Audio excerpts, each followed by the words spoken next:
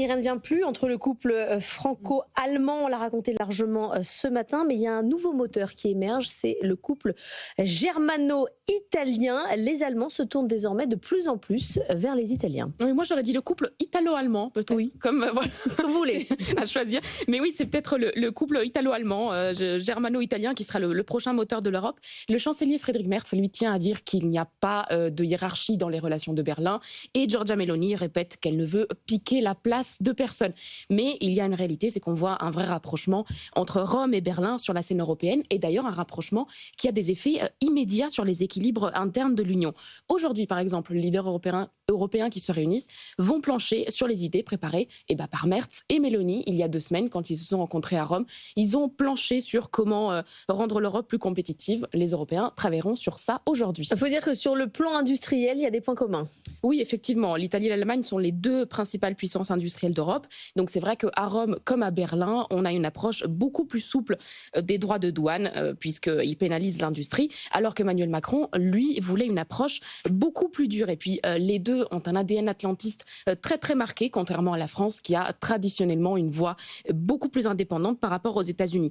Prenez l'exemple de la défense. La France, elle a une position de puissance nucléaire, donc elle pense qu'il faut de plus en plus s'affranchir des États-Unis, alors que les Allemands, eux, ne sont pas prêts pour l'instant, tout comme les Italiens. Donc vous voyez, sur tous les sujets, Giorgia Meloni arrive à s'insérer dans les divergences entre Paris et Berlin. Et Giorgia Meloni apparaît en ce moment comme la voix forte de l'Europe. Oui, déjà, elle est stable, ça fait plus de 3 ans qu'elle est au pouvoir, elle a une bonne cote de popularité, elle a un bilan franchement positif pour l'Italie, qui redresse sa trajectoire. Bref, c'est tout ce dont Friedrich Merz a besoin, et contrairement à Emmanuel Macron, qui lui est perçu comme plutôt faible en ce moment. Donc à Berlin, c'est très clair, face à Donald Trump, il faut une Europe rapide, dynamique, forte, et c'est pas en s'appuyant sur la France, qui est empêtrée dans un chaos politique et budgétaire, que ça va aller plus vite. Alors, il faut dire aussi que du côté allemand, on a besoin d'un nouveau partenaire de référence, notamment parce que tout le cadre géopolitique a changé. Mais oui, il n'y a plus le parapluie américain, du moins ce n'est plus si fiable qu'auparavant. Il n'y a plus de gaz russe, il n'y a plus d'accès privilégié au marché chinois. On sait que l'Allemagne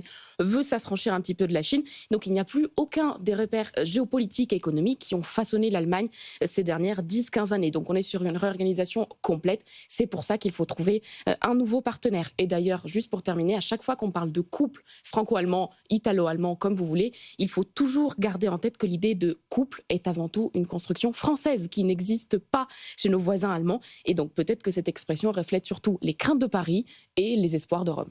Merci beaucoup Annalisa Capellini. Le Monde qui bouge, c'est à retrouver en replay et en podcast sur l'application BFM Business. Votre podcast, c'est aujourd'hui, Annalisa? Oui, effectivement. C'est aujourd'hui, on va parler du Baloutchistan, qui est une province séparatiste du Pakistan. Oui, effectivement. Ah oui, le Baloutchistan.